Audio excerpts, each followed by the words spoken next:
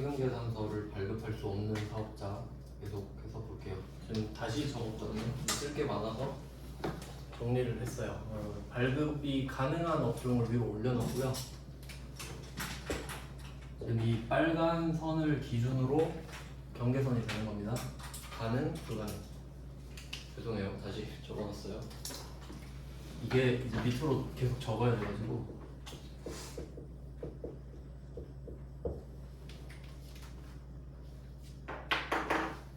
그러면 이렇게 또 생각할 수 있죠. 그 위쪽에 음식점업, 소매점, 숙박업은 가능한데 뭐하러 또 배우고 있냐, 그럴 수 있잖아요. 네, 이렇게 구분을 해 두셔야 나중에 뭐 음식점업에서 그렇게 말 안 하겠지만 그냥 식당에서 식사를 하고 신용카드 매출료표 받았다 이런 거 나올 수 있잖아요. 그럼 그건 되는 거죠? 그건 커버잖아요. 그러니까 식당에서 회식을 하고 신용카드 매출료표 받았다 이럴 수 있죠? 그럼 그건 공제되죠? 그러니까 매입 커버로 써야 된다는 소리예요.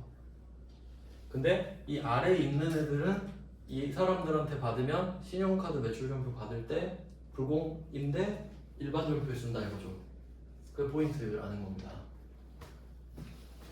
그래서 일반전표 쪽으로 나오면 좀 조심해야겠죠. 그러니까 전부 다 일반전표가 아니고 이쪽 위쪽은 매입하거나 현과가 나올 수도 있는 겁니다. 매입하거나 현과가 나올 수도 있어요. 매입 과세도 나올 수 있습니다. 그러니까 이게 시험 문제에서 제가 본 거 한번 말씀드릴게요. 이게 법에는 사실 좀 어긋나는 내용인데 그런 문제가 있었어요. 세금 계산서를 발급할 수 있는 사업자한테 뭔가를 산 거예요. 우리가 그러면 어떻게 되냐면, 그냥 금액은 별로 중요하진 않은데 그냥 1,000만 원 하고 100만 원 이렇게 했다고 합시다. 부가가치세가 붙어 있다예요. 근데 이 사람은 세금 계산서를 발급할 수 있는 사업자였어요. 그러니까 우리가 매입을 하는 겁니다. 근데 뭐라고 나왔냐면 카드 점표를 받았대요. 그러니까 카드 점표를 받았다고는 안 했고 카드로 결제했다고 했어요. 근데 이것도 말장난인데, 내가 뭘 사면서 카드로 결제를 하면 신용카드 매출료표를 받죠. 당연하죠. 근데 그 말 없다고 안 받았다고 생각하면 안 돼요. 이해하셨죠? 왜냐면 문제가 카드 결제하면 두 가지로 나와요. 내가 카드로 결제했다 이렇게 나오고, 아니면 신용카드 매출료표를 수취했다고 나와요. 같은 말입니다. 그건 아시죠? 네, 그거는 아실 거고. 근데 뭐라고 했냐면 카드로 결제해놓고 세금 계산서까지 요청한 거예요. 근데 원래 안 돼요, 법상으로. 근데 문제 냈다니까? 그리고 TI 수취했다, 세금 계산서 받은 겁니다. 그러니까 불가능하진 않죠. 법으로는 안 돼도 달라고 할 수는 있잖아요. 근데 불공제 사유, 그러니까 세금 계산서를 받은 거 보니까 세금 계산서를 발급을 못하는 사업자는 아닌가 보지. 그쵸? 그럼 이거 풀어봐라 이렇게 낸 거예요. 어떻게 할까요? 일단 세액공제는 돼요, 안 돼요? 세금 계산서 줄 수 있는 애는? 그 불공제 사유인지 말 안 해서? 불공제 사유 아니에요. 공제되죠? 불공제 사유 아니고 세금 계산서를 얘가 줄 수 있는 애니까. 그러면 2개 받았잖아요. 그럼 공제 2번 받아요? 그건 아닌 것 같지? 그럼 뭘로 적을까 이거예요. 뭐가 더 세요? 얘 둘이 싸우면 누가 이길까? 세금 계산서가 이기겠죠. 매입 과세. 이거 나온 적 있습니다. 헷갈릴 것 같지? 시험을 처음 보면. 그래서 말하는 거야. 그럼 이제 맞출 수 있잖아요. 한 번만 들으면 맞출 수 있어요, 이런 것들을. 근데 제 기억으로는 여기서 어떻게 됐냐면 이게 자동차 수리였어. 그럼 또 자동차면 승용차인지 아닌지 따져야 되죠. 화물차예요. 오케이, 화물차 됐죠? 근데 엔진 갈았어. 그럼 계정 과목 뭐예요? 계정 과목 엔진 갈았어. 차량 운반금. 근데 그냥 엔진 오일 1,000만 원짜리 갈았다. 차량 유지비. 부가가치세랑 회계랑 섞으면 끝판왕 그렇게 나와요. 이해되세요? 그러니까 다시 한번 해볼게요. 이렇게 되면 여러분 헷갈릴 거다. 첫 번째, 카드로 결제를 했다. 우리가 카드를 결제했으니까 카드 점표 받았죠? 근데 내가 세금 계산서 요청해서 받았다. 근데 종이야. 종이로 받았어. 그럼 점자 표시 안 하면 되죠? 그건 안 어렵죠. 그거 받았어. 종이로. 그러니까 카드 결제하고 저 세금 계산서 써주세요 해서 받은 거야. 2개 받았어요. 그럼 뭘로 하지? 일단 세금 계산서. 그럼 얘는 결제 수단으로 전락하는 거예요. 아 그냥 카드만 보여줘. 카드 전표는 효력이 없어지는 거야. 왜? 얘 영수증이잖아요. 그러니까 얘는 세금 계산서가 없을 때 그나마 좀 대리 역할을 해주는 거지. 그러니까 둘이 있으면 넌 나가리야. 이렇게 돼요. 그러니까 이건 원래 안 됩니다. 세법상. 그러니까 네가 카드 전표로 끝낼 수 있는데 뭐하러 세금 계산서를 주냐? 근데 바꾸는 건 있잖아. 그래서 이렇게 해볼게요. 세금 계산서를 요청하고 결제는 이따 오후에 와서 다시 했다. 그럼 말 되죠? 그렇게 할게요. 그렇게 낼 수 있어요. 그리고 이 밑으로 내려가서 알고 보니까 차를 고친 거더라. 그럼 이제 멘붕 오죠 또. 그러니까 알고리즘 순서 말씀드리는 거예요. 그러니까 증빙 먼저 골라내고 그리고 차 수리했네. 그럼 차가 뭔지 골라야 되죠? 그래야 공제가 되는지 안 되는지 볼 거니까. 그럼 여기서 우리가 생각할 건 3개죠. 9인승 이상이냐? 9인승 이상, 화물차냐? 경차냐? 그죠? 그 3개면 동그라미잖아요. 근데 그게 아니면 뭐든 상관없어. 불공이죠. 불공으로 끝난 거야. 근데 그게 아니면 매입과세지. 이해되셨죠? 여기까지 온 다음에 마지막 회계야. 화물차례. 그럼 통과했죠? 그리고 나서 이게 자본적 지출이냐 수익적 지출이냐.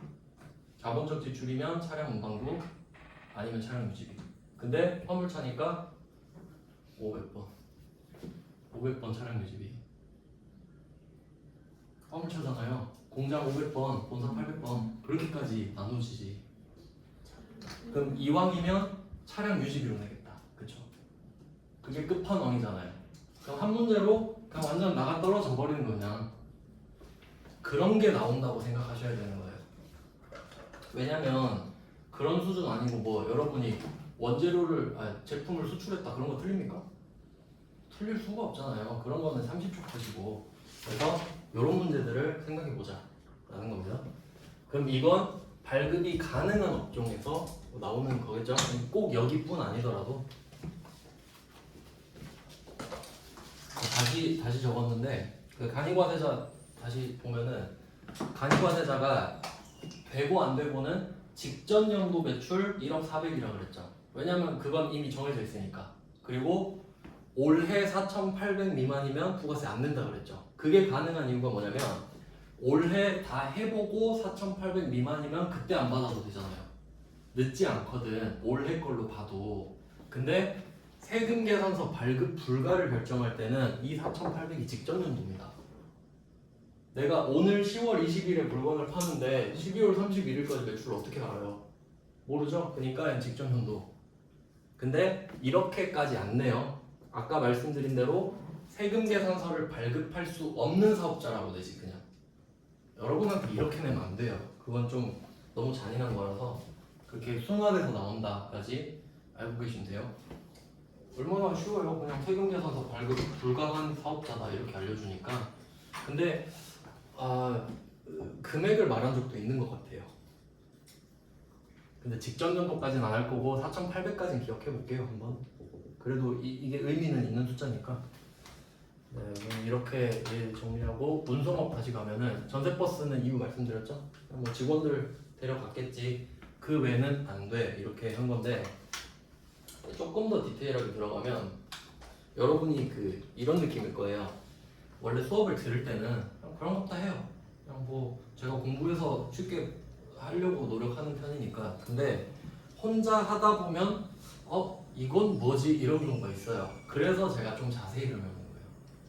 여러분이 하다가 그쪽까지 닿을까봐. 그럼 이때 운송업 기타면 전세버스 빼고 전부예요. 그래서 비행기 KTX 시험에 나왔던 거 비행기 항공료 KTX 항공료 이건 시험에 나온 걸 제가 적는 겁니다. 택시 제일 만만하잖아요. 비행기 탔다 KTX 탔다 택시 탔다. 혹시 SRT 나와도 갔다고 보셔야겠죠? 융통성 있게 시험에 나온 건 이 세 개고요. 그리고 또 다른 거 생각해 볼게요. 그러면 그 버스, 지하철 이런 것도 운송 맞죠? 근데 버스랑 지하철 있잖아요. 시내버스, 마을버스, 시내버스, 지하철 면세입니다. 그럼 걔네들은 여기에 들어올 일이 없죠. 면세니까. 그쪽은 면세 사업자입니다. 그러니까 여러분 그 만약에 버스 타거나 지하철 타시면 거기 부가세 없다고요. 왜냐면 최소한이니까. 쌀, 수돗물, 버스 이런 거예요. 네가 출근하려면 그래도 버스는 타야지 이런 느낌. 근데 택시는 사치죠. 그러니까 과세. 이해되시죠? 그러니까 운송업은 크게 두 개로 나눠서 면세 운송업과 과세로 일단 나눠야 돼. 근데 그 면세 중에 대표적인 이건 말 문제로 나올 수 있어요. 면세 골라라 할 때 지하철, 마을버스, 시내버스. 참고로 마을버스는 구에서 하는 거고 시내버스는 시에서 하는 거예요. 그러니까 같은 급이지. 그리고 그 저기 유스퀘어 가면 고속버스 타고 보셨죠? 고속버스 중에 일반 있고 우등 있는 거 아시죠? 프리미엄도 있고. 그럼 프리미엄이랑 일반 우등, 그러니까 세 개 있어요. 일반, 우등, 프리미엄. 갈수록 자리가 넓어지죠? 그럼 이 중에 일반 있죠? 엄청 싸거든요. 면세. 우등 과세, 프리미엄 과세. 사치 부리지 말아야 돼. 그러니까 일반 타면 그래도 네가 시외 갈 때 이것 정도는 타야지 않겠냐 이런 느낌이고요. 그러니까 지금 이걸 외우라는 게 아니라 뉘앙스를 보라는 거예요. 최소한만 면세를 해준다라는 거죠. 그래서 그런 식으로 면세 빼고 과세 남았어. 그럼 그 중에는 전세버스 빼고 나머지는 다 나가리다. 이렇게 기억하세요. 왜냐면 이걸 왜 말하냐면 나중에 가면 막 지하철이 면세다 이런 거 보면 멘붕 온단 말이에요. 그러니까 미리 갈라놓고 시작한다는 거죠. 면세는 이미 나가 떨어졌어. 그리고 과세에서 전세버스냐 아니냐 이렇게 간다는 겁니다. 네, 이렇게 됐고요. 그러면 이제 안 되는 것도 추가해 볼게요. 시험에 또 이제 잘 나오는 게 미용 욕탕. 이건 좀 기억하셔야 돼. 잘 나와요. 미용 욕탕. 미용실하고 목욕하는 거. 미용 욕탕 및 유사 서비스업. 그리고 그 법을 보실 때요. 이게 지금 제가 법 조문 그대로 쓰는 거거든요. 그래야 되잖아요. 막 마음대로 쓰면 안 되니까 미용 욕탕 및 유사 서비스업 돼 있죠. 그러니까 법의 특징 때문에 그런데 한번 보세요. 법은 제가 그 열거주의라고 말씀드렸을 거예요. 열거주의. 그러니까 여기에 열거돼 있으면 기고 열거되지 않으면 아니에요. 단순하죠? 근데 그런 것 때문에 피해가는 게 생겨요. 그러니까 예를 들어 미용 욕탕 이렇게 딱 열거해놨잖아요. 저는 미용실이 아니라 이용 이발소인데요. 이럴 수 있잖아요. 그럼 저는 이발소라서 미용이 아니에요. 이렇게 우기는 사람들 있어요. 그럼 열거주의 한계죠. 그러면 포괄주의로 가요. 유사. 그 대충 비슷한 거. 그렇게 좀 너무 그렇게 하지 말고 비슷하지 않냐. 이발소나 미용하나 그런 느낌. 그러니까 열거주의를 극복하려고 대충 이렇게 때려넣는 게 포괄주의예요. 그러면 그렇게 우기지 못하겠죠. 그렇게 되는 거예요. 그 왜 안 될까요? 딱 봐도 안 되지 않아요? 그럼 예를 들어볼까? 여기 우리 학원 멘토가 이게 영업사원은 외모가 반듯해야 되니까 파마를 하겠대요. 파마를 하겠대요. 그래서 미용실 가서 세금계산서를 달라고 해. 이거 사업에 쓸 거라고. 실제로 저도 지금 사업소득자고 멘토도 다 사업소득자입니다. 근로소득자 아니에요. 그러니까 시설만 빌려서 우리 개인 사업하고 있는 거잖아. 원장, 부원장만 그거예요. 정규직 강사도 있는데 그러면 그 사람은 공제를 받으려면 어떻게 해야 되냐면요. 파마를 해요. 세액공제 해주잖아요. 그다음 파마한 머리를 회사에 놔두고 집에 가야 돼요. 그럼 인정. 왜 집에 가면 안 돼? 그 머리로 친구 만나면 안 돼. 결혼식 가면 안 돼. 왜? 사업용으로 공제받았으니까. 이해되세요? 근데 그럴 사람이 있어요? 머리 두고 가는 사람 있어요? 없죠. 그러니까 안 해준다고. 네 돈으로 하세요 이거예요. 네 돈으로. 이발소 가는 거랑 목욕하는 건 네 돈으로 하십시오. 회사 돈으로 사우나 가지 마시고. 그러니까 근데 그래도 하는 사람이 있죠. 그럼 어떻게? 이 사람들한테 가서 주지 말라 그래 버리거든. 그럼 깔끔하죠. 주지 마세요. 그럼 네, 안 줄게요 하면 되니까. 그럼 이 사람들 잘못은 아니죠. 손님 잘못이지. 그러니까 좀 방향성을 보면 간이과대자는 네 잘못이고 이건 손님 잘못이고 뭐 그런 느낌이에요. 이건 잘 나와요. 미용, 욕탕, 공사 서비스.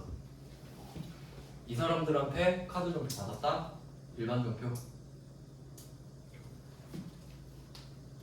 세금 계산 못 받죠. 그리고 조금 더 디테일하게 들어갔을 때 이거는 좀 저는 별로 왜 내는지 모르겠는데 입장권 이렇게 좀 기억하시면 돼요. 입장권을 발행하여 명의하는 사업. 입장권 발행만 쓸게요. 이거는 도통 취지를 모르겠는데 시험에 나왔어요. 그 분계로는 안 나오고 뒤쪽에 부속 서류 할 때 이유를 모르겠습니다. 그러니까 입장권 발행하면 뭐 동물원 입장, 식물원 입장, 놀이공원 입장 이런 거거든요. 왜 안 되게 해놨을까 모르겠어요. 그냥 외우세요. 저도 외웠습니다 그냥. 그 다음에 좀 추가로 제 생각에 중요하다고 생각하는 게 여러분이 이제 나중에 배울 거랑 연계되는 것만 말씀드릴게요. 무도 학원, 학원 이야기입니다. 학원은 교육업입니다. 교육업. 이제 좀 여러분이 알고 계셔야 될 게 아까 금융업 면세라고 알려드렸죠. 금융업은 돈놀이 하는 거, 돈에는 부가세를 붙일 이유가 없어요. 그다음에 학원은 교육이죠. 교육은 약간 그렇게 보시면 복지. 국가 입장에서 그래 네가 배우겠다는데 뭐 부가세 안 붙일게 이런 느낌. 그럼 여기 여러분이 다니실 때 결제하실 때 그 금액에는 부가가치세가 없었다 라는 겁니다. 하지만 여러분 알고 있죠? 면세사업자한테는 누적 효과가 있어서 그 금액이 여기 임차료 다 묻어 있는 거라고요. 그거 생각하셔야 돼요 항상. 그러니까 여러분 학원 수업료에는 부가가치세는 없지만 이 학원에서 낸 임차료 있을 거 아니에요. 그거 녹여서 붙였을 거라고 이미. 그게 그거다. 입장권은 그냥 외워두시고. 그럼 학원은 면세 사업이란 말이에요. 근데 이 중에 특이한 게 두 개 있어요. 학원은 면세인데 어떻게 알아요? 알 수도 있죠. 네. 자동차 운전학원. 한 개 더 있는데 또 아세요? 무도 학원 들어봤어요? 무도. 전 처음에 이거 보고 뭐 태권도 이런 건 줄 알았어요. 무도라길래 검색해봤거든요. 근데 정확한 명칭이 볼룸 댄스. 그 연회장에서 춤추는 거예요. 사교 댄스예요. 근데 법 조문에 볼룸 댄스라고 나왔다고요. 그 사교 댄스 그냥 연회장에서 막 이렇게 하는 천천히 추는 거 있잖아요. 그 불륜의 성지 그 무도학원. 그러니까 이게 교육이냐 이거야. 그러니까 여기서 말하는 교육은 너의 그 약간 내면을 강화시키고 뭐 실력을 강화하고 이런 거지. 그냥 운전학원은 그런 거 아닐까요? 운전이 요새 그냥 기본이잖아요. 뭐 그런 게 교육이냐? 운전은 그냥 기본이지. 그냥 뭐 돈 내고 배워라. 그리고 무도학원은 그게 학원입니까? 이런 거지. 그러면 이 학원들은 과세 사업자네요. 과세 사업자. 그러면 여러분이 볼룸 댄스 배우면서 세금 계산서 되죠? 그러면 과세잖아요. 안 돼요. 이렇게 해놨죠. 상식적으로 여러분이 회사 카드 들고 가지고 여기 무도학원 했어요. 그러면 국세청이 미리 가서 막아놨겠지. 너네 세금 계산서 주지 마라. 왜냐면 모르는 사람은 달라고 할 거 아닙니까? 그래서 요거 좀 기억을 해놓을게요. 학원 중에 2개밖에 없으니까요. 그래서 전산세무 1급에서는 이건 낼 수 있습니다. 왜냐면 무도학원은 못 내죠. 그러니까 무도학원은 이론에서 낼 수 있지. 근데 분계에 녹여내려면 이래요. 명분이 이겁니다. 이렇게 낼 수 있어요. 내가 지금 그 뭐 회장인데 회장님 기사를 키우려고 회장님 조카를 기사로 쓰려고 운전학원 보낼 거다. 그럼 명분 괜찮죠? 학원을 보내야 운전을 시키니까. 그래서 운전학원 보낸 다음에 세금 계산서 받았다고 됐을까요? 아니지. 불가능한 업종입니다. 그러면 뭐 받았다고 할 거예요? 카드 전표. 다 카드로 긁잖아요. 그래서 회장님 조카를 운전학원에 보내고 카드 전표를 받았다. 일반 전표. 부가세 공제를 못 받습니다. 모도학원은 못 내겠죠. 내 말 문제로 낼 수 있다. 다음 중 면세 사업자가 아닌 것은 모도학원 이렇게 찍는 겁니다.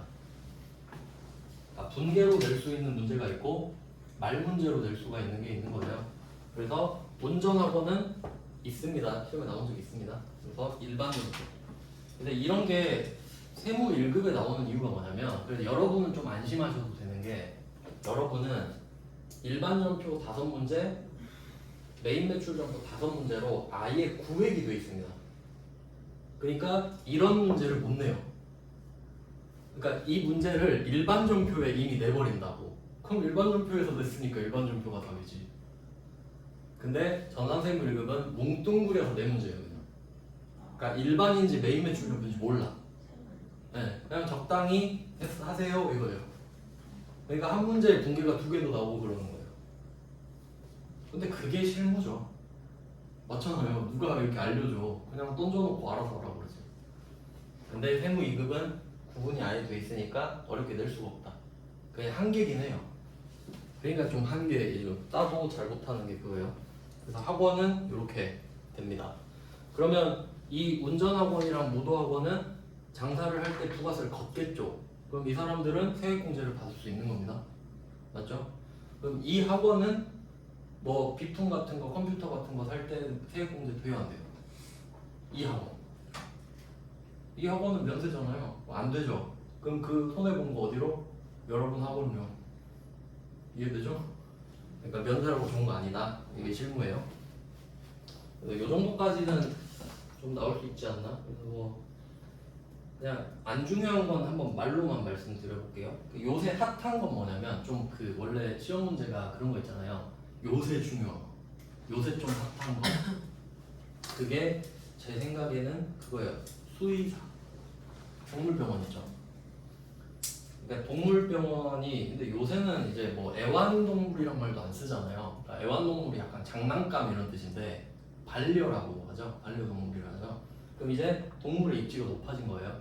그럼 이게 뭘 뜻하냐면 원래 그 아시는 분 아시겠지만 동물은 의료보험 없죠.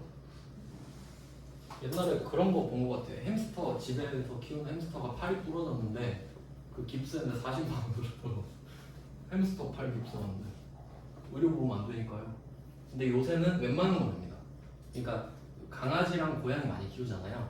근데 그 원래 그러니까 수의사는 안 돼요. 그 수의사가 진료하는 용역 있잖아요. 의료보험도 안 되고 부가가치세가 붙어도 그 안 된다는 거예요. 세금 계산서 발급을 못하게 해놨어요. 근데 이제 조금씩 완화돼서 그 자주 걸리는 질병 이런 건 해주더라고요. 근데 우리가 그렇게까지는 아닌데 그 수의사가 하는 거는 그냥 원래 안 된다 이 정도 그냥 참고하세요. 사람은 되는데 사람 치료는 면세입니다. 그래서 여러분이 좀 면세로 기억하고 계셔야 되는 게 아까 말씀드린 금융, 교육, 의료 이렇게 3개 정도는 좀 기억할게요. 잘 나오는 거니까. 금융, 교육, 의료업은 면세입니다. 그러니까 여러분이 병원 가서 치료받으면 면세인 거죠. 뭐 교육 학원도 면세고. 근데 이제 예외로 빠지는 게 저런 운전학원, 무도학원이 있는 거고 의료 쪽에서도 그러니까 여기서 의료는 사실 사람 의료인 거죠. 그러니까 동물 수의사는 세금 계산서 발급 못하게 해놨다 뭐 그 정도입니다. 네, 그래서 이 부분이 시험에 내기 좋겠다. 그래서 좀 애매한 게 세무 2급은 이게 5문제씩으로 아예 쪼개져 있잖아요. 그래서 틀릴 확률이 적은데 오히려 회계 1급 보셔야 되는 분 있죠? 회계 1급은 4번 문제가 수정 문제가 있어요. 근데 그건 일반 전표 메인 매출 전표 왔다 갔다 할 수 있거든요. 오히려 그래서 회계 1급이 더 어려울 수도 있어요. 그래서 보면 회계 1급이 합격률 더 낮은 때도 있거든요. 그렇습니다. 그럼 이렇게 보면 이제 다시 정리할게요. 그럼 내가 부가가치세를 냈어요. 공제를 받고 싶어요. 그럼 어떻게 해야 되냐? 적격 증빙을 받아라. 세금 계산서면 합계표도 내라. 전자 받으면 그냥 해줄게. 두 번째, 불공제 사유가 아니어야 된다. 아까 쭉 배웠죠? 승용차 토지 쫙 해갖고 그게 아니어야 한다. 그리고 이것도 죄송해요. 이것도 납 붙여야 되죠? 그러면 세금 계산서를 발급할 수 있는 게 맞긴 맞았네. 하여튼 이게 맞죠? 세금 계산서를 발급할 수 없는 경우가 아니어야 됩니다. 상대방이 공급자예요. 내가 공급자가 아니고. 이렇게 다 제껴야 돼. 그러니까 내가 세금 계산서를 받았고 불공제 사유가 아니어야 되고 상대방이 여기에 해당되지 않아야 돼. 세 개를 다 거쳐서 이제 다 거쳐서 왔는데 자 이제 공제해 주세요. 오케이 이렇게 되는 거예요. 이렇게 다 통과하면 세액 공제를 받는다.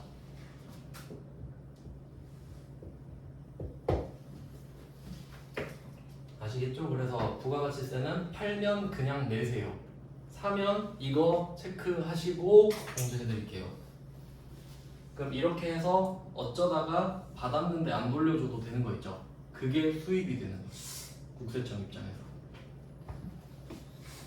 자, 이렇게 하면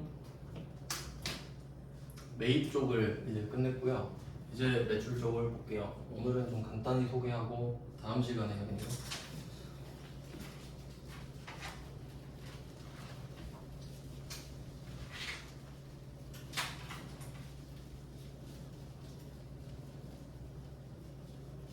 그럼 이제 매출 쪽 핸디캡을 볼게요. 그러니까 이제 매입 쪽 핸디캡은 이거 두 개입니다.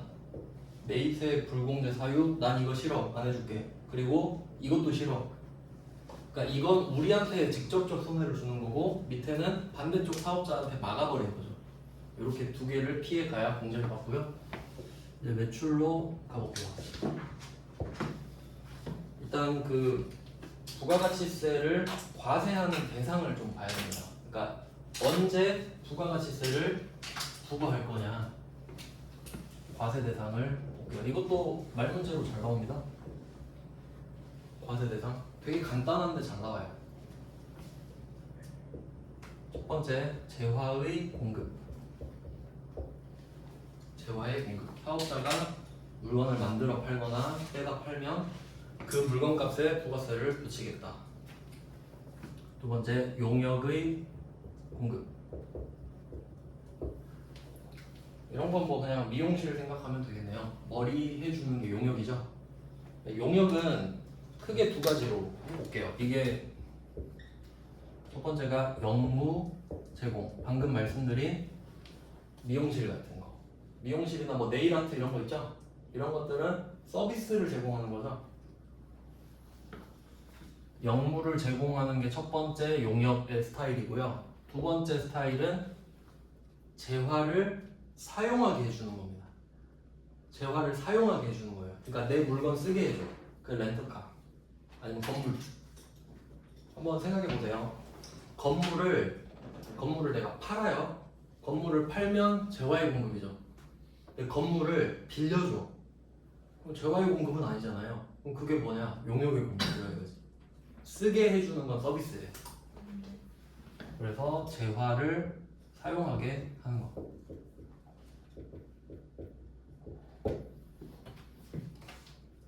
그래서 아까 그 카페가 음식점에 포함된다고 말씀을 드렸는데 제 생각에는 카페는 그냥 초단기 임대업이라고 생각하거든요. 자리를 몇 시간 빌려주는 그런 느낌? 음료수는 공짜고 그런. 그래서 이렇게 두 개는 안 어렵죠? 근데 우리는 거의 재화란 말이에요. 제조업이잖아요. 우리는 용역 공급 안 나옵니다. 그다음 세 번째, 이렇게 그 이론 문제 같은 거 보면은 사지선 나잖아요. 4개 중에 찍는 거. 그러니까 이게 3개거든요. 그러니까 딱 문제 내기 좋아. 다음 중 과세 대상이 아닌 것은. 그럼 재활 공급 패스, 용률 공급 패스. 이제 한 개만 더 배우면 되는데 이게 처음에 했었어야 되는데 여러분 부가가치세 배우실 때 소비지구 과세원칙 배우셨어요? 소비지구 과세원칙?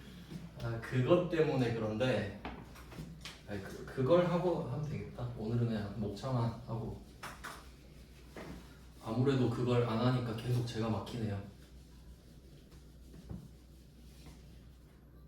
부가가치세 특징 좀 늦게 해서 죄송하지만 소비지구 과세 원칙을 설명드릴게요. 이게 부가가치세 특징 중에 하나입니다. 그 부가가치세 특징이라고 하면 제가 처음에 말씀드렸던 국세, 물세 뭐 이런 것들이에요. 특징이라고 하는 게. 근데 이게 좀 중요한데 오답으로 이렇게 나와요. 생산지구 과세 원칙. 그러니까 소비는 사는 거잖아요. 생산은 만들어 파는 거고. 그래서 오답으로 생산지구 과세 원칙이라고 나와요. 오답으로. 그냥 제끼면 됩니다. 아니니까. 이제 이 소비지구 과세 원칙을 왜 만들었는지 알려드릴게요.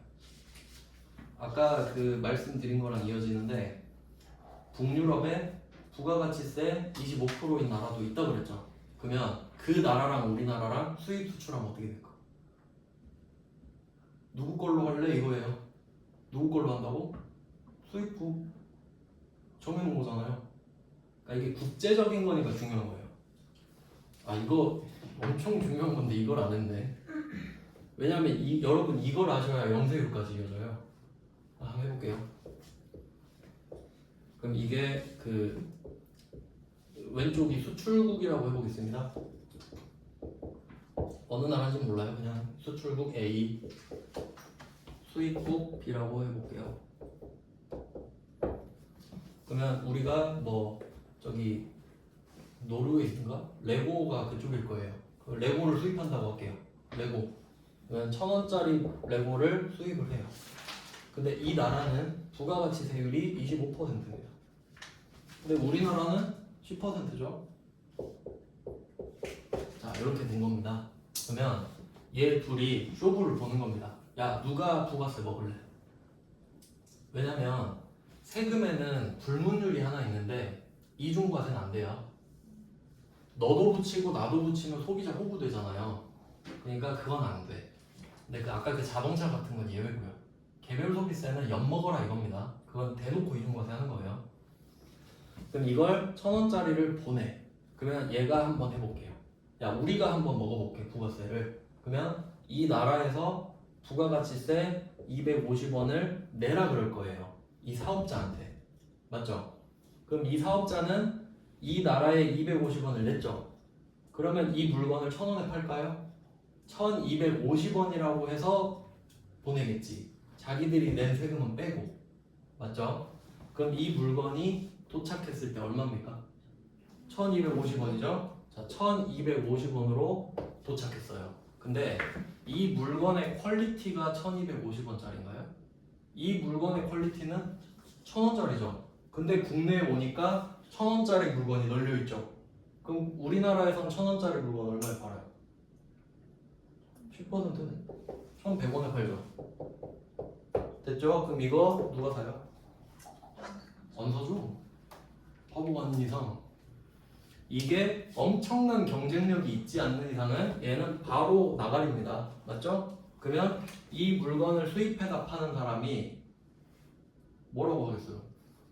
수입을 안 하겠죠 그냥. 바보가 아닌 이상 왜 수입을 합니까? 안 팔릴 게 뻔한데요. 그러니까 이거 좀 아닌 것 같다 이런 거예요. 그러니까 한국이 과세를 포기한 상태잖아요 지금. 근데도 져버리죠. 그러면 이 사업자는 수입을 안 하게 됩니다. 그러면 이 나라가 뭐라고 그러겠어요? 우리 교류하지 맙시다 이렇게 국제 문제로 번져요. 그렇죠? 사이 안 좋아지겠죠? 외교상으로. 그럼 이거 좀 아닌 것 같은데 우리가 한번 해볼게 하는 거예요.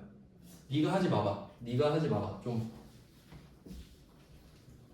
우리가 한번 해볼게. 한번 지켜봐 이런 거죠. 그러면 수출국 A가 그래 그렇게 한번 해보자 하고 얼마로 보냅니까? 1,000원으로 보내죠. 근데 과세는 해야 되거든. 몇 %로? 0%로. 아, 그러니까 영세율이지. 약속했어요. 그러면 얘가 그래요. 야, 내가 0%로 보낼 테니까 너도 나한테 보낼 때 알지? 0%로 보내. 내가 먹으려니까 이거예요. 약속했다고. 그럼 이게 수출로 가면 뭐가 중요해지냐면 소비지국 과세 원칙을 채택한 나라끼리만 거래해요. 그러겠지. 바보가 아니니까요. 그러니까 다른 나라도 어떻겠어? 다 소비지국 과세 원칙이지. 그러니까 이게 왔다 갔다가 되는 겁니다. 이해되셨죠? 그러니까 다 연결돼 있어요 보면. 그러면 이 나라는 과세권을 포기하고 0%로 보냈습니다. 이게 우리나라랑 다르지 않다는 거예요. 이게 우리나라면 우리가 0%니까. 그럼 이때 이 A가 증빙 보내요? 안 보내. 어차피 야 우리랑 너네랑 증빙 다르니까 안 보낼게 하면 여기에 이제 디테일 추가할게요. 세관 있죠. 다 연결된다니까요. 그럼 세관이 1,000원짜리 물건 받았죠? 그러면 얘한테 뭐라 그래? 야 100원 갖고 와. 1,100원 갖고 와. 물건값 1,000원에 100원 나한테 내야지 하면 그러면 저 얘한테 샀을 때 세금 계산서를 못 받았는데 혹시 주실 수 있어요? 오케이 줄게. 이렇게 되는 거예요. 그럼 얘가 세금 계산서 발급하면서 부가세 걷는 대신에 나중에 이걸로 공제 받아라 하는 거예요. 근데 이게 BMW 7 시리즈면 100원을 뺏어갔다가 안 돌려주지. 그게 불공. 근데 불공이 아니야. 그냥 레고 샀어요. 그러면 과세 아니 수출이죠. 수입. 그러니까 이렇게 두 개로 나뉘는 거예요. 국내에는 51번 과세가 세금공제 되는 거죠. 세금 계산서 받고 안 되는 건 54번 불공이죠. 그럼 해외에서 갖고 온 거는 되는 거 55번 수입이죠. 수입 세금 계산서 받았을 때 공제가 되면. 근데 아까 BMW 7 시리즈 샀을 때 공제 안 됐죠. 그럼 뭘까요? 54 불공. 불공은 하나예요. 그 왜 수입은 구분하냐? 수입 세금 계산서를 따로 보고 싶으니까. 안 되는 건 구분할 필요가 있나요? 어차피 안 되는데. 안 되는 건 모아버리면 되지 그냥. 그래서 원래는 이렇게인데 합쳐져 버린 거죠 그냥. 그러니까 이거 내면 많이 틀릴 거라고. 그럴 수밖에 없죠. 수입 세금 계산서에 맡길 것이다. 요렇게까지 이어지는 겁니다. 그럼 이제 이유가 다 됐어. 수출할 때 왜 0%로 보내는지 이해되셨죠? 너도 소비지국, 나도 소비지국이니까. 쭉 봤으니까. 그리고 증빙 안 보내는 이유도 아시겠죠? 어차피 너랑 나랑 다르지 않냐. 니네 세관에서 알아서 해. 하고 서로 맡기는 겁니다 그냥. 그러면 얘가 세관이 받아서 오케이 우리가 걷고 우리가 줄게. 그러면 이때 이게 세관이 얼마나 중요한 역할이냐면 안 그러면요 그 뭐 예를 들어 우리가 가구업을 한다고 해보세요. 그러면 나무가 필요한데 해외에서 나무도 많이 사오죠. 그죠? 그러면 이 세관이 없으면 해외에서 산 나무 있죠. 그 나무는 증빙이 있어요 없어요? 없죠. 그럼 세금공제 못 받아. 그냥 끝이에요.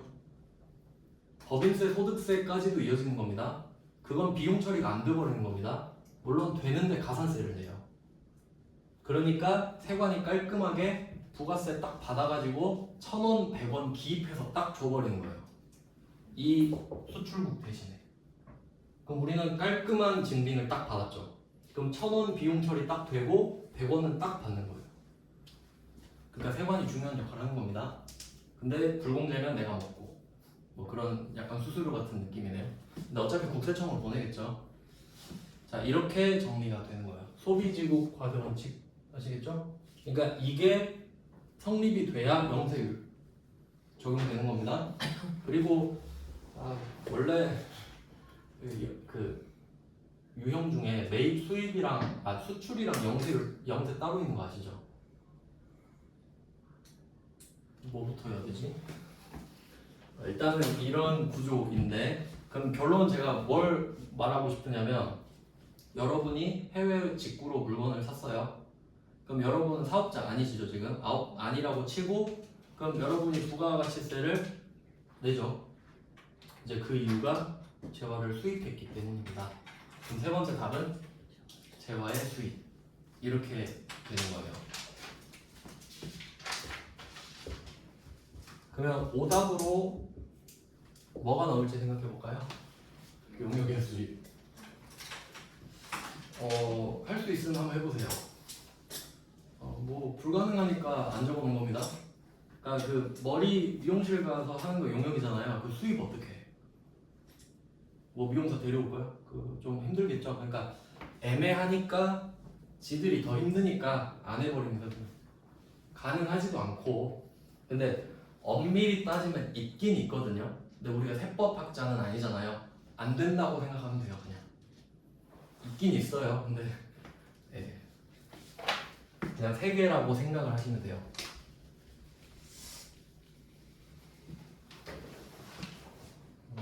그러면 이 세 개가 과세 대상인 건지 이해 가셨죠? 그럼 차이는 뭐냐면 이 재화의 공급이랑 용역의 공급 있잖아요. 이 두 개는 사업자만 영향을 받아요. 당근마켓 생각하시면 돼요. 여러분이 당근마켓에서 물건 팔 때 부가세 안 걷는다 그랬죠? 왜 사업자가 아니니까요. 물론 부가가치세 명분으로 거두셔도 안 낼 거잖아요. 그러니까 부가가치세 납세자는 아닙니다. 그래서 이 두 개는 사업자만. 그러니까 개인은 아무리 물건 팔아도 부가세를 낼 의무가 없죠. 근데 이런 건 있습니다. 이거 실무 사항인데 뭐 당근마켓이나 그 번개장터 이런 데 보면요, 물건을 정말 엄청나게 많이 파는 사람이 있어요.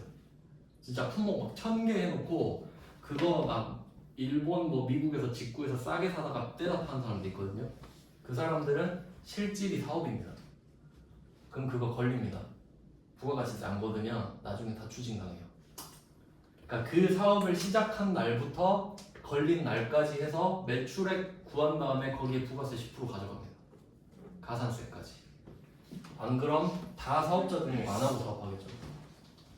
하여튼 뭐 그거는 그런데, 근데 재화의 수입은 여러분 직구 해보신 적 있죠?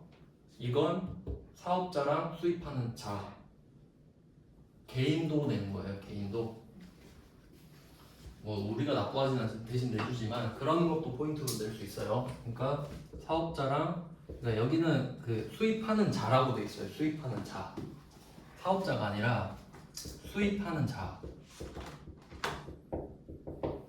이렇게 적용을 받아요.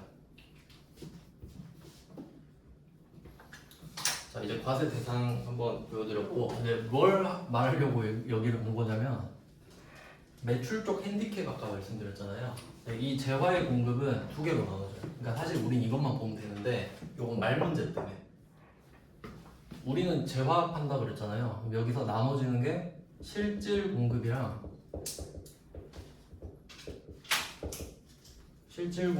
간주 공급이 있어요.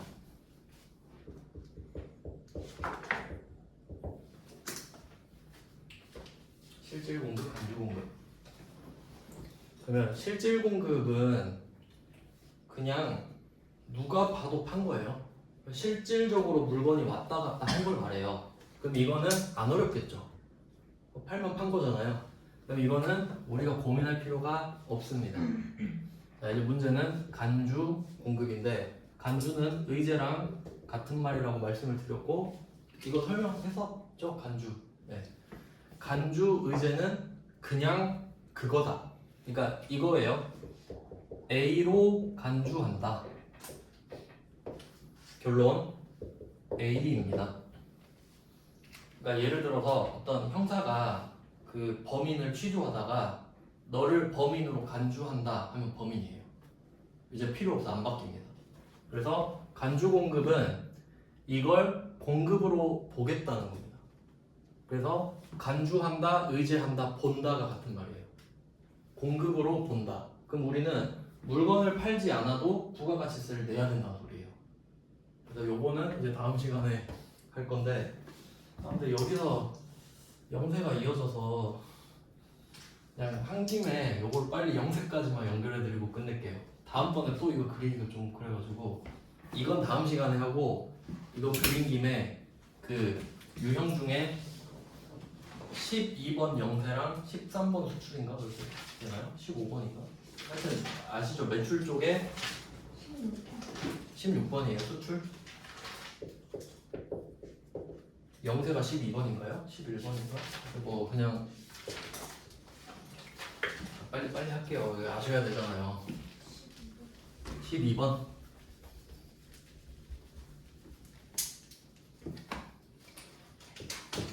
아 이거 지금 안 하면 서로 힘들어요 나중에. 그래서 한 김에 해야 돼요. 그럼 이제 지금 매출 쪽인데 이제 바꿀 거예요. 이제 우리나라가 여기에요. 매출이랑 이제 영세 차이.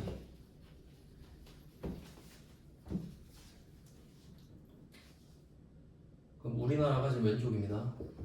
우리나라. 그럼 우리나라에서 여기 B라는 애가 직수출을 한다고 할게요. 그러니까 해외로 물건을 진짜로 쏘는 사람을 직수출업자라고 합니다. 직수출이라고 합니다. 그래서 그 문제 보시면 직수출하였다 이런 말 나와요. 근데 수출했다랑 같은 말이거든요. 사실 근데 강조하는 거예요. 내가 직접 보냈다고. 그러면 이때 뭐 여기 세관 거쳐서 C로 갈 거 아닙니까? 이 나라도 뭐 세관이 있든가 할 거잖아요. 근데 이 두 개의 나라가 겹치니까 돈을 받을 때 문제가 생겨요. 이거 떼이면 받기 힘들죠. 같은 나라에서도 받기 힘든데 해외면 얼마나 받기 힘들겠어요. 그래서 여기에 뭐 스몰 a라는 은행이 있습니다. 그럼 이때 보증을 서주는 거예요. 그러니까 이렇게 수입 수출이 이루어지려면 그 좀 큰 은행 있죠. 큰 은행이 보증을 서줘야 돼요. 그러니까 예를 들어 지금 B가 C한테 물건을 팔잖아요. 그럼 C가 B한테 돈을 줘야 되죠. 은행이 이렇게 둘이 계약을 해서 얘가 돈 안 갚으면 내가 갚아줄게 라는 증서를 받아오라 그래요. B가. 그래야 돈 받죠. 그러면 C한테 받든 A한테 받든 난 상관없지. 그러니까 요런 걸 가지고 신용장이라고 하는데 그게 이제 마스터 LC입니다. 이건 보신 적 없을 거예요. 로컬 LC는 본 적 있죠? 그게 여기서 나온 거예요. 근데 이거 본 적 없잖아. 이게 원신용장입니다. 그러니까 이거는 두 나라가 껴있는 상태예요. 이 은행이 C 대신에 보증을 서주는 겁니다. 그럼 C가 갚거나 안 갚으면 A가 갚거나. 그러면 B는 마음 편하게 물건을 보내겠죠. 그러니까 B가 원하는 건 원신용장을 보여달라는 거예요. 그럼 보고 보낸 거겠죠? 근데 얘가 장사를 하다 보니까 물건을 만들어 파는 업자인데 재료를 사다가 만들어 팔아야 돼요. 그럼 A한테 물건을 사다가 판단 말이에요. 그러면 A가 B한테 물건을 안 팔면 B가 못 팔아요. 그럼 얘는 어떤 느낌이에요? 간접 수출. 직접은 아니지만 얘 없으면 수출 못 하죠. 그러면 국세청이 인정해 주는 거야. 아, 너가 수출할 때 기여를 많이 하는구나. 근데 네가 B한테 물건을 팔 때는 국내잖아. 근데 수출에 기여는 하네? 0% 해줄게. 근데 국내니까 증빙을 발급 안 할 필요는 없잖아요. 수출할 때는 나라가 다르니까 증빙 발급을 안 하지. 근데 얘 둘은 다른 나라인가요? 둘 다 같은 나라잖아. 아, 너는 해야지 세금 계산서. 근데 0%네? 그럼 뭐라고 해요? 0% 세금 계산서. 영세율 세금 계산서. 그러면 또 A, B 간에도 문제가 생길 수 있어요. A가 B한테 물건을 파는데 보통 B는 대기업이에요. 그쵸? 그럼 여기는 중소기업이라고 할게요. 그럼 A가 B한테 돈 떼면 어떡해 또? 대기업이 먹튀하면 어떡해? 그럼 여기에 또 B은행이 나와서 야 B가 안 주면 내가 줄게. 이게 로컬 LC. 이거 받은 걸로 받는 거예요 또. 그러니까 얘가 판다고 한 거 내가 봤으니까 그거 보고 오케이 나도 그러니까 로컬이 지역이잖아요. 로컬 LC 오케이 해줄게. 이게 내국 신용장. 근데 여러분 이거 본 적 없잖아요. 그래서 좀 맨날 스트레스 받았어요. 로컬 LC가 뭘까? 그냥 후배 팠어요 그냥. 그럼 이렇게 들어옵니다. 로컬 LC. 그리고 이거랑 약간 느낌은 다른데 한 개 더 보신 적 있죠? 구매 확인서. 그러니까 얘랑 다른데 역할은 같다고 보시면 돼요. 근데 구매 확인서는 그냥 얘 친구라고 보시면 돼요. 이건 이해하셨죠? 그래서 그러니까 문제에서 이렇게 나와요.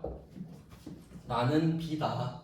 B인데 A한테 로컬 LC를 통해 뭐 물건을 구입하고 세금 계산서를 받았다. 이렇게 하면 매입 영세죠. B는 그럼 A는 뭐예요? 매출 영세지. 공통점 둘 다 로컬 LC를 통해 영세율 세금 계산서를 발급 수취입니다. 그러니까 얘 둘은 매출이랑 매입이 똑같으니까 안 헷갈리지.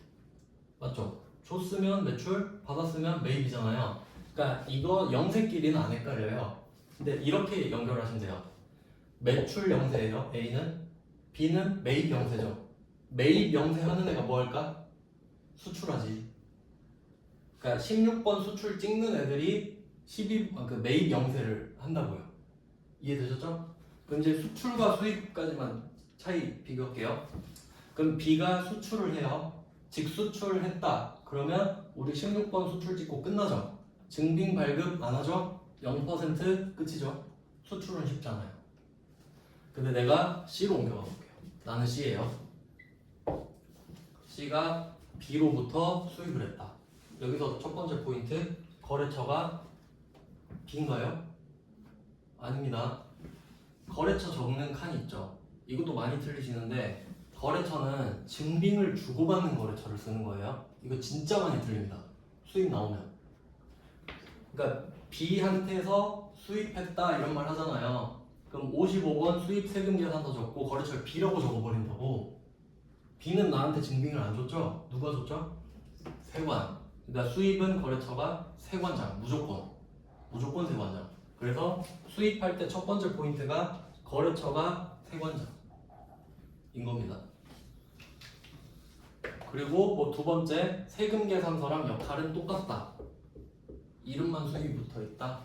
그러니까 안 되면 불공이 된다. 이렇게 돼요. 그러니까 수출이랑 수입은 완벽하게 다르죠. 아예 그냥 다른 이야기 해버리는 거죠. 근데 그에 비해 영세는 깔끔하죠.